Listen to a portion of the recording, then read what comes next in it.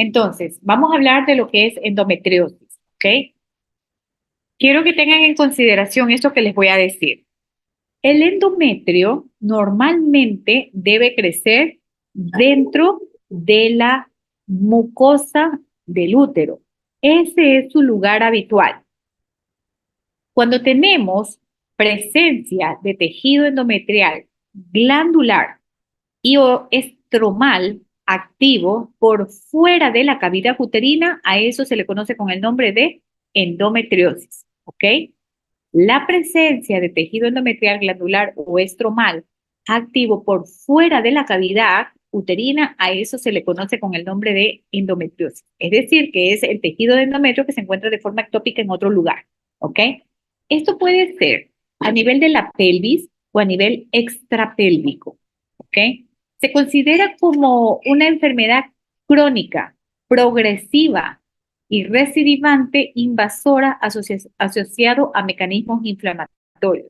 A veces se convierte en una enfermedad muy difícil de tratar y nos apoyamos incluso a veces con el ginecólogo oncólogo, ¿ok? También nos apoyamos a veces cuando las pacientes son muy difíciles de tratar con terapia del dolor. Existen tres tipos de fenotipos de endometriosis: la endometriosis peritoneal, la endometriosis ovárica y la profunda. Cuando hablamos de profundidad, nos referimos a la profundidad de la lesión, es decir, qué tanto ese endometrio ectópico me está invadiendo otros tejidos, qué tanto se me está profundizando. Y hablamos de 5 milímetros por debajo de la superficie peritoneal, con un compromiso de la capa muscular propia cuando hablamos de una endometriosis profunda, ¿ok? Entonces, peritoneal, ovárica y profunda. Otra cosa que quiero que tengan en consideración, hablamos que el endometrio ectópico por fuera de la cavidad, de la cavidad uterina se denomina endometriosis, pero el endometrio ectópico en un quiste ovario se conoce con el nombre de endometrioma. El endometrio ectópico o el tejido endometrial en un quiste de ovario se conoce como endometrioma. El tejido endometrial ectópico en el músculo uterino, en el músculo se conoce con el nombre de adenomiosis. Entonces tenemos tres conceptos: endometriosis, endometrioma y adenomiosis. La adenomiosis es el tejido del endometrio en el músculo uterino. ¿Listo? Siempre voy a preguntar esas tres diferencias.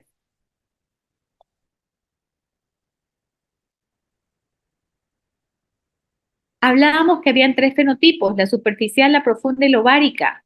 La superficial puede ser asintomática en un 40%, pero también puede ocasionar un dolor, o también las pacientes van por infertilidad y esto de dolor e infertilidad se puede presentar en un 60% de las pacientes.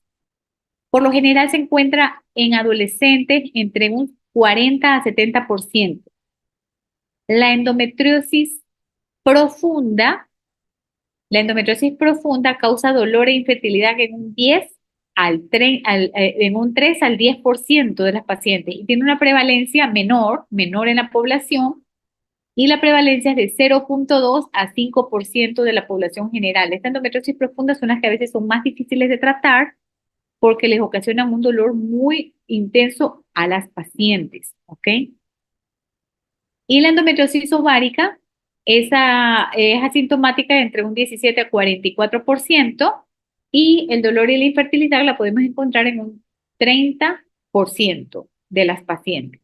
En estas imágenes nos vamos a dar cuenta cómo el endometrio se encuentra de forma ectópica en la vejiga, ¿sí? Y me está ocasionando incluso adherencias entre vejiga y el útero. En esta imagen que está acá vemos cómo hay endometriosis en el útero, que es la adenomiosis, pero me está provocando adherencias con las trompas, me las deforma y a veces ocasiona con esto que haya infertilidad. ¿Listo? Pero también puedo tener endometriosis a nivel de los ligamentos útero-sacro, ¿sí? O a nivel de del útero y el colon. Provoca mucho dolor también. todo esto puede provocar síndromes adherenciales severos, dependiendo de el grado de endometriosis que tenga la paciente, si es mínima, leve, moderada o severa, y también el tiempo de evolución y si ha o no tenido tratamiento. En esta que está acá vamos a ver unos pocos de endometrio ectópico a nivel del fondo de saco de Douglas. Este es el cervix y acá abajo está el fondo del saco de Douglas. Y estos puntos de color violáceo son focos de endometriosis. Es una enfermedad enigmática, fue descrita por primera vez en 1860 por von Rokitansky y en 1992 Blair Bell la denomina como endometriosis. Es una enfermedad de características inmunológicas, es decir, que se cree que está muy relacionado el sistema inmunológico incluso en el pronóstico o en los síntomas de la paciente.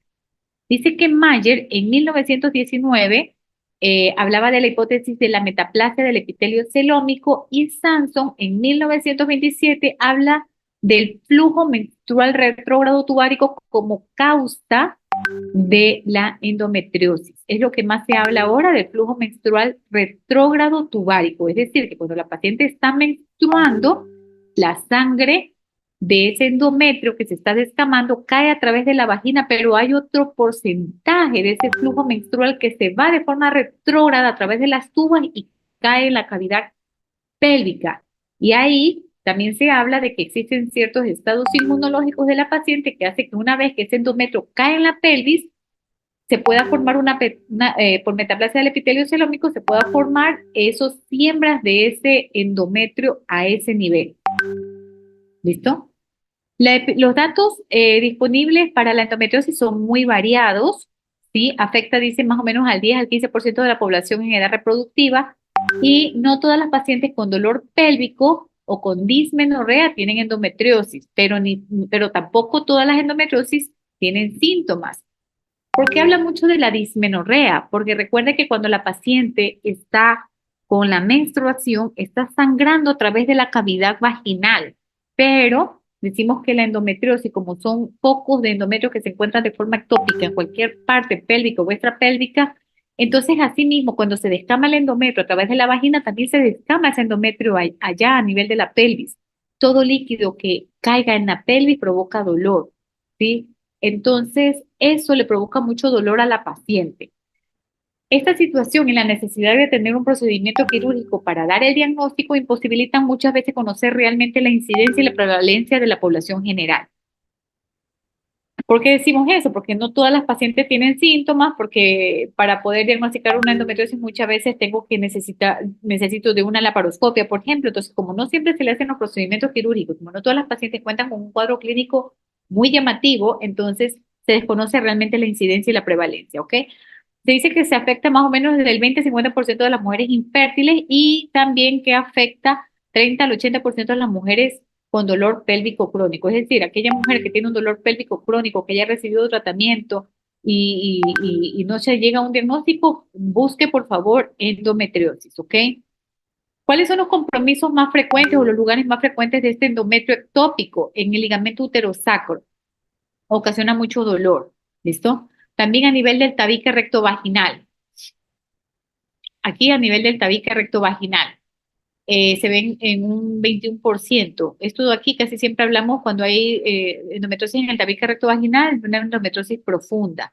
A nivel de las trompas, ya dijimos que pueden deformar las trompas o pueden estar en la parte interna de la trompa y obstaculizar y por ende no hay la unión del óvulo con el espermatozoide.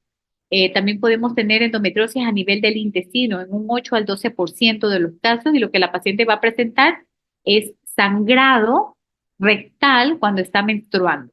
¿Okay? Endometriosis en el tracto uterino del 0,2 al 2,5, por ejemplo, a nivel del cuello del útero. También podemos tener endometriosis en la cicatriz de la cesárea, como se ve aquí, ¿sí? Hubo una siembra de ese endometrio una vez que sacaron el bebé, al hacer la limpieza de la cavidad uterina, pudo haberse sembrado un poquito de ese endometrio ahí y mire, la paciente cuando está creciendo su endometrio, también crece aquí. Mire cómo se ven ese color violáceo a nivel del extremo de la cicatriz quirúrgica del lado derecho de la cesárea. O también podemos tener endometriosis en el ombligo. Lo que sí es verdad que en estas dos situaciones, cuando la paciente está menstruando, también hay sangrado por aquí. ¿Listo? Ese es el diagnóstico. Si está menstruando y tiene sangrado por el ombligo, usted dice, es una endometriosis a nivel del ombligo. Dentro de la teología, pues en 1896, Cullen informó sobre las semejanzas entre las lesiones peritoneales y de la mucosa uterina. También en 1919, Mayer propuso la teoría de la metaplasia del epitelio celómico. En 1927, Sanson habló sobre la menstruación retrógrada. También se habla de una diseminación linfática o vascular en la cual el tejido endometrial, una vez que llega a nivel de la pelvis, puede viajar a través de los vasos sanguíneos del sistema linfático a localizaciones distantes. También existe la teoría de los restos embrionarios de Müller, según las cuales las células residuales müllerianas con el estímulo de los estrógenos podrían dar lugar a la endometriosis.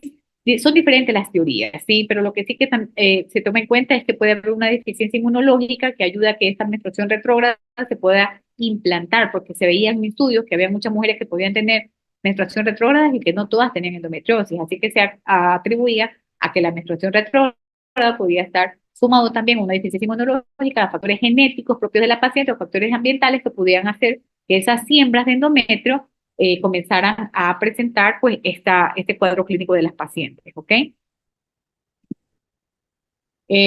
Bueno, aquí un poquito los mecanismos involucrados en el desarrollo de la endometriosis. Tenemos que hablaban de la menstruación retrógrada, la metaplasia celómica, células madres, la actividad pluripotencial, pero también que estaban involucrados los factores genéticos, los factores ambientales, la epigenética, los factores inmunológicos y los factores hormonales. Todos podían contribuir para que una paciente pudiera tener esta sintomatología o este cuadro clínico, ¿no? Dentro de los factores de riesgo para poder tener una endometriosis, pacientes con obesidad, recordemos que el tener mucha grasa a nivel corporal puede hacer que yo tenga mayor cantidad de estrógenos, ¿sí? Porque se aromatizan, entonces tengo más estrógenos y entonces voy a tener no solamente estrógenos que me van a hacer que mi endometrio crezca intrauterino, sino que también en la parte externa, o por lo menos puedo hacer que estas pacientes tengan mayores sangrados o ciclos más cortos y entonces hace que por ende yo pueda tener más menstruación retrógrada, ¿ok? La herencia también es un factor de riesgo, las menarcas antes de los 11 años, ¿por qué? Porque está más expuesta, tiene más tiempo de exposición a estos niveles hormonales de estrógenos, o la menopausia también tardía, ¿sí? Entonces estoy más expuesta en mi tiempo de vida con mayores estrógenos y por ende pues la enfermedad. Mujeres con ciclos muy cortos, como decíamos, o la hemorragia uterina anormal porque me ocasiona mucha menstruación retrógrada también.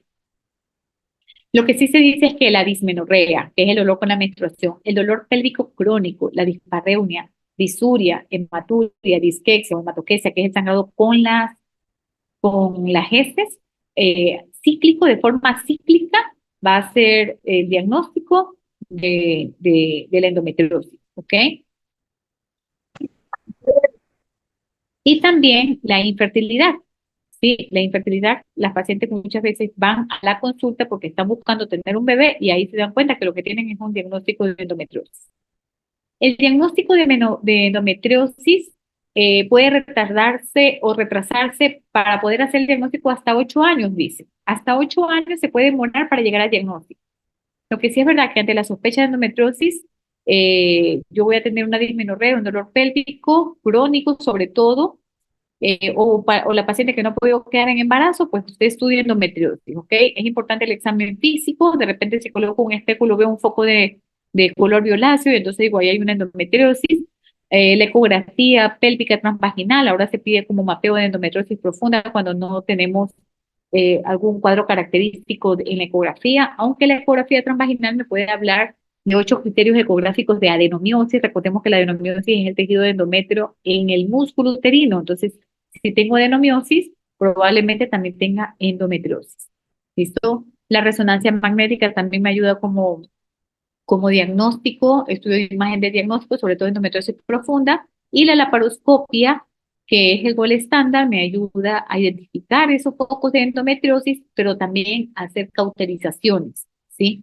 Eh, se recomienda hacer una sola laparoscopia. Miren, el examen físico lo hago ante la sospecha que se ven los focos de endometriosis, pero también aquí a nivel del cervix. Miren, en el cervix lado derecho se ve en hora 9 un foco de endometriosis, nódulos endometriósicos en el cervix, en el fondo de saco posterior, o podemos tener el examen físico normal también, ¿no?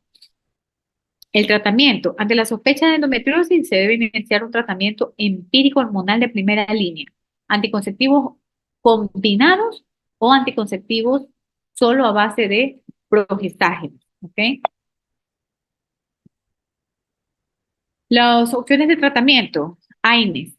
Sí, porque le provoca mucho dolor a la paciente, pero recuerde que usted no puede dar AINES por siempre, así que usted va a dar de forma cíclica. Cuando va a empezar la menstruación, usted le da AINES. ¿Ok? Las terapias con hormonas, es decir, los anticonceptivos orales que pueden ser combinados o solo de progestágeno. ¿Listo? El progestágeno que más se utiliza es el Dienogés. Mm, la cirugía, la laparoscopia es el gold estándar. ¿Ok? Antes de llevar a una paciente a cirugía, debemos dar un tratamiento médico por 6 meses. ¿Sí? Y también es importante manejar otras condiciones dolorosas, porque a veces la paciente también tiene estreñimiento, entonces trate su estreñimiento. Si la paciente tiene síndrome de vejiga dolorosa, mándela con el urólogo. Si la paciente tiene mialgia, mande la terapia de piso pélvico, o sea, quitar todas estas cosas que me pueden ocasionar también dolor en las pacientes para quedarme solamente con la endometriosis. Recuerde que yo puedo dar o debo iniciar con tratamiento médico por lo menos 6 meses. Si no tiene mejoría, la puedo mandar a una laparoscopia, ¿ok? ¿Cuál es la primera línea de tratamiento? Los anticonceptivos orales combinados, ¿sí? Le podemos dar en esquemas continuos o le podemos dar, por ejemplo, progestágenos orales como el Dienogés. Le podemos colocar el DIU de levonorgestrel, ¿sí? El implante subdérmico de etonorgestrel, que es la pila, ¿ok? Una segunda línea de tratamiento sería los agonistas de GnRH y los antagonistas de la GnRH. ¿Cuál es el problema con esto? Que tienen muchos efectos colaterales. Haga de cuenta que estoy haciendo que la paciente esté como en un estado de menopausia. Tiene muchos efectos colaterales, así que tratamos primero con la primera línea, no nos podemos ir de uno a la segunda línea. Y la tercera línea, los inhibidores de la aromatasa, letrozol, ¿ok? Los tratamientos quirúrgicos, la laparoscopía, tiene indicaciones, ¿sí? En una obstrucción ureteral e intestinal hay que hacer una laparoscopia. En los endometriomas mayores de 4 centímetros con dolor, recordemos que los endometriomas son tejidos de endometrios en un quiste de ovario. En pacientes con infertilidad hay que hacer liberación. ¿Se acuerdan que antes las trompas estaban como con unas adherencias y de repente las deforman? Entonces hay que hacer una laparoscopia para liberar esas adherencias y que las trompas queden más sueltas. Las complicaciones de endometriosis profunda son las más mórbidas, tienen 17%, pueden ocasionar hemorragias, infecciones, lesiones de intestino, lesiones de vejiga, fístulas, así que hay que estar muy pendiente de eso. Como yo les decía, lo recomendado es una sola laparoscopia, ¿sí? Se deben hacer resección de nódulos, o sea, de focos endometrios grandes, sobre todo los que se encuentran en los ligamentos y o en la vejiga. Por ejemplo, las endometriosis en los ligamentos uterosacros son muy dolorosas, se pueden resecar, pero hay unos que son muy chiquiticos, entonces lo que se hace es que se cauteriza. Si tengo un quiste de ovario endometriósico, lo que se hace es cistectomía. Retirar un quiste se llama cistectomía. En este caso, cistectomía de ovario.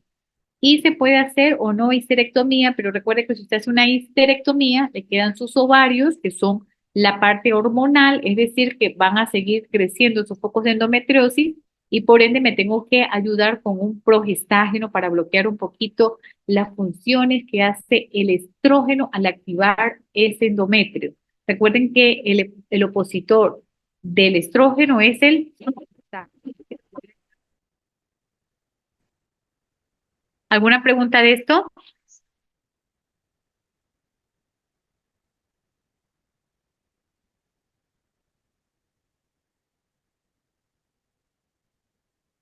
¿Alguna pregunta de endometriosis?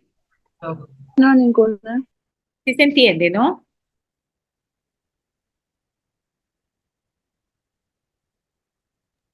Sí, sí, señora, todo está, la verdad, todo está súper entendible. Listo. Entonces, vamos a empezar con Incontinencia urinaria, ¿listo?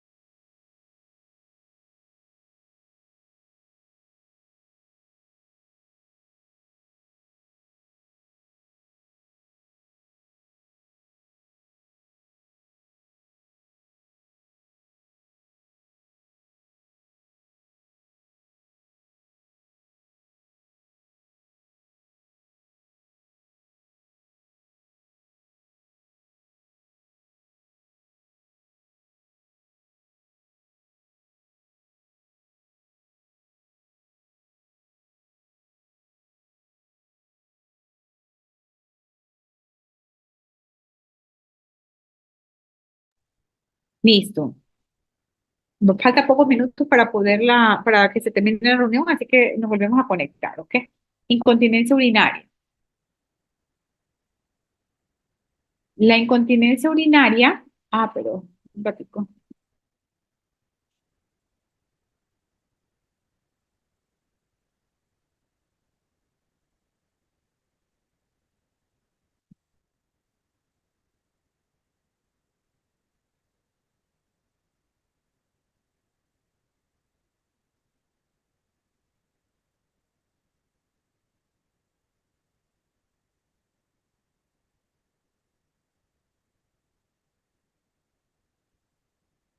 Bueno, la incontinencia urinaria de esfuerzo femenino. Tenemos que la Sociedad Internacional de Continencia la define como la queja de cualquier pérdida de orina percibida por el paciente o por la persona que la esté cuidando. ¿Listo?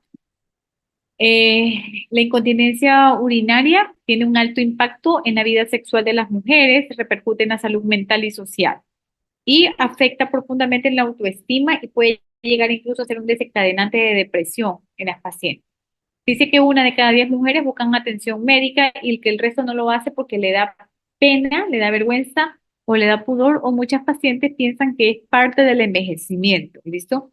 Anteriormente incluso ni siquiera se hablaba, las pacientes no lo referían, pero ahora pues ya lo mencionan un poquito más y nos damos cuenta incluso que hay muchas pacientes de edades no tan mayores que pueden tener algo de incontinencia urinaria. Como todas las patologías, estas también van a tener factores de riesgo. Como yo les decía, a veces creen que es el resultado normal de envejecer, pero no es así, ¿no? Tenemos que hacer entender eso a nuestros pacientes. Aquí habla de un estudio de Europa donde determinó que la prevalencia de la incontinencia urinaria en mujer aumentó de 7,3 en menores de 39 años a 19 en mayores de 60. Está diciendo pues que mientras más edad, pues las pacientes tienen más incontinencia, ¿no? Ahora como hay un aumento